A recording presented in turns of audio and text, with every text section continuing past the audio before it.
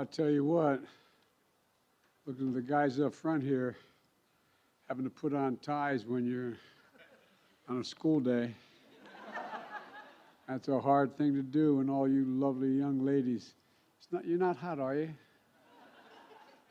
Well, I will try to make this mercifully short, but I think it's pretty important.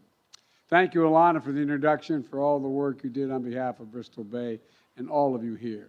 And thank everyone joining us today. The second gentleman is here, along with his parents, Mike and Barbara. And as they say in Southern Delaware, you've done good raising that boy. And thank you.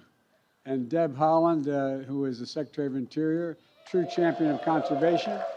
Michael Regan, who has done a terrific job as Administrator of the Environmental Protection Agency.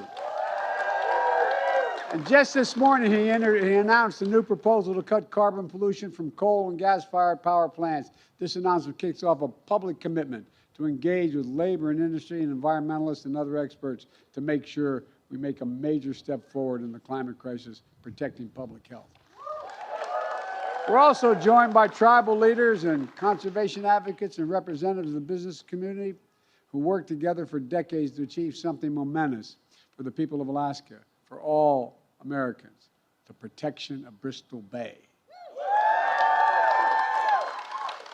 And folks, we're here to celebrate that achievement as part of my administration's land and water conservation agenda, the most ambitious in American history. Bristol Bay is an extraordinary place unlike anywhere in the world.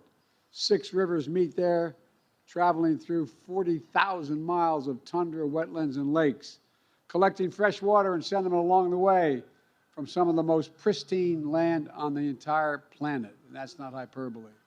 But fresh water empties into Bristol Bay, where every year tens of millions of salmon return, making this the largest sockeye salmon fishery on all the earth.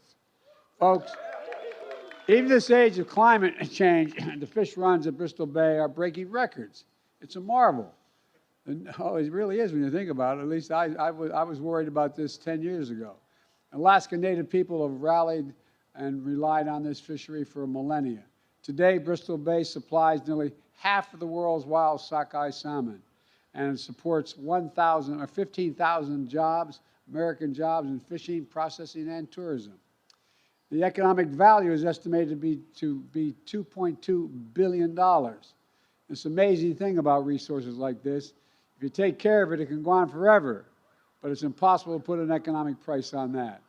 And the opposite is true as well.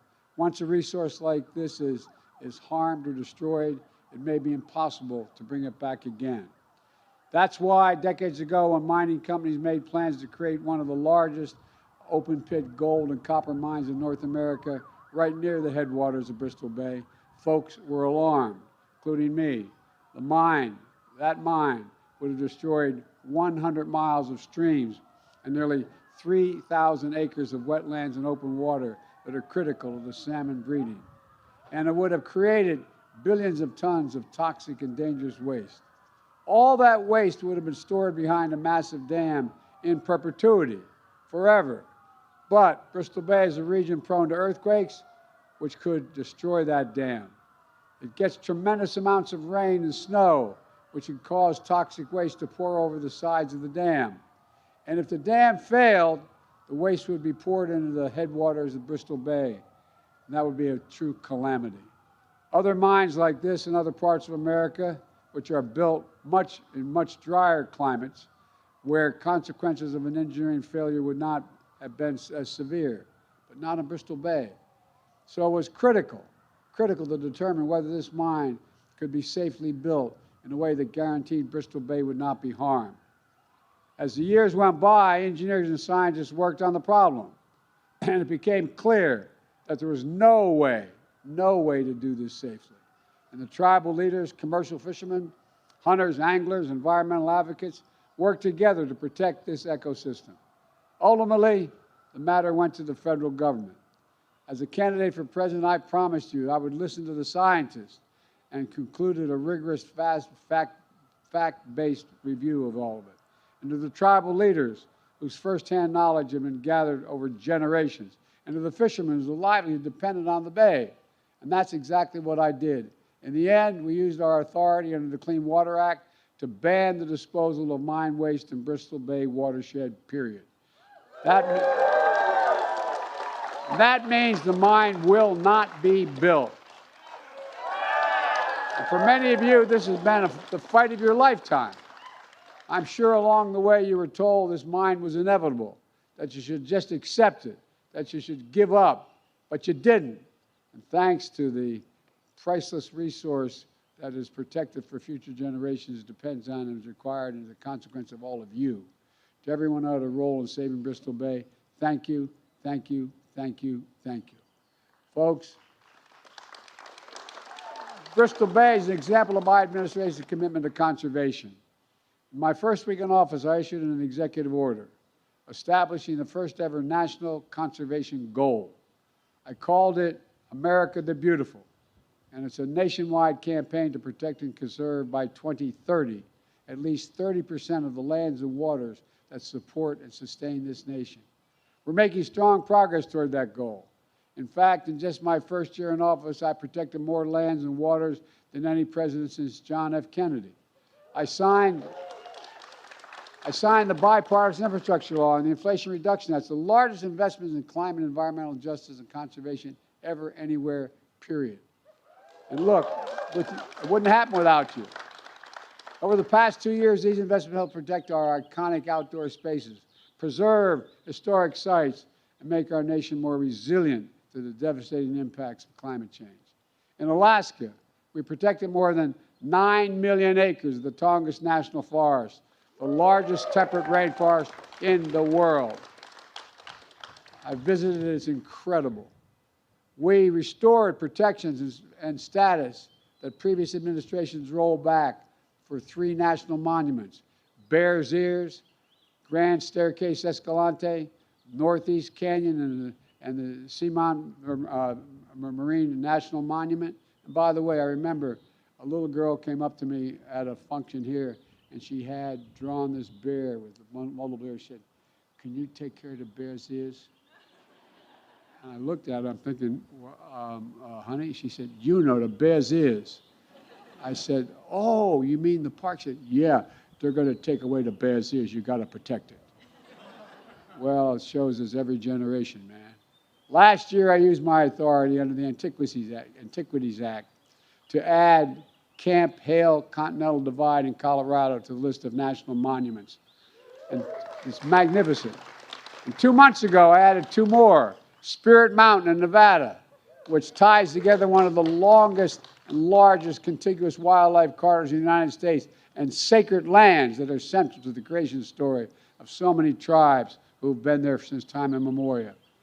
And the Castner Range in Texas, another place of incredible beauty, which tells the story of tribal nations who lived there and the numbers of armed forces who were trained there. Look, folks, in my direction, the Secretary of Commerce has begun to proceed on designating 770,000 square miles of the Pacific Ocean, southwest of Hawaii, as a new national marine sanctuary. That's bigger than Alaska and California combined. It'll be the largest ocean area on the planet with the highest level of protection. And I declared the entire U.S. Arctic Ocean off limits to new oil and gas development, period. And we began the process of protecting more than 13 million acres of significant natural historic value in the Alaskan National Petroleum Reserve. And I protected the boundary waters and canoe area wilderness, surrounding wetlands in Minnesota. Look, it's the most heavily visited wildlife area in the nation. All this matters. When we conserve our country's national gifts, we're not only protecting livelihoods of people who depend on them, like commercial fishermen, family farms, outdoor recreation businesses, rural communities that welcome visitors across the country. We're also protecting what I consider to be, I mean this sincerely, the heart and the soul of our national pride, our country's natural resources, define our identity as a nation. They're the birthright we pass down from generation to generation. They literally unite us. That's why our conservation work, in my view, is so important. It provides a bridge to our past and to our future. not just for today, but for all ages. Folks, now I wish I could say everyone agreed. There was a time when some of the nation's most dedicated conservationists were on the other party. But the extreme MAGA Republicans have taken control of the House of Representatives. And they're holding our economy hostage by threatening to default on our national debt, a debt we've already incurred over 200 years unless we give in to the threats and their demands. Here's what the Speaker put forward in the Republican proposal. He wants to cut 22% of everything that isn't defense spending, Social Security, or Medicare, which I basically never thought had happened. Negotiated they wouldn't touch on the State of the Union message. Anyway, everything else gets cut 22%. That means thousands of wildland firefighters would stop getting paid at a time when wildfires are frequent and destructive. I've flown over more wildfires since I've been president and burned to the ground, land burned to the ground, than the entire state of Maryland. It means thousands of national parks employees, including park rangers, would face losing their jobs. It means laying off hundreds of workers who regulate water quality across the nation, making sure the water your kids drink, is safe. And it means slashing resources and for monitoring pollution, which would let polluters get away with and expose vulnerable communities to dirty air and water. Folks, we can't let that happen. We can't let that happen. Let me close with this. In just a few weeks, on June the 1st, the commercial salmon season will begin in Bristol Bay. As one fisherman up there said, it's like Christmas morning. It's like Christmas morning.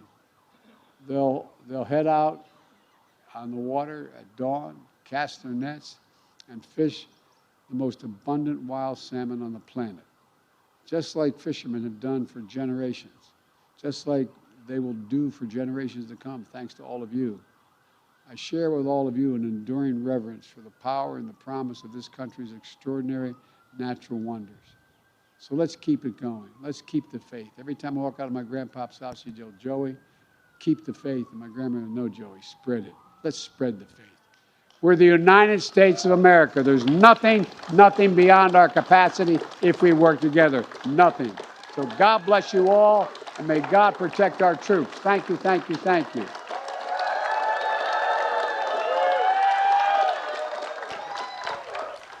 Distinguished guests.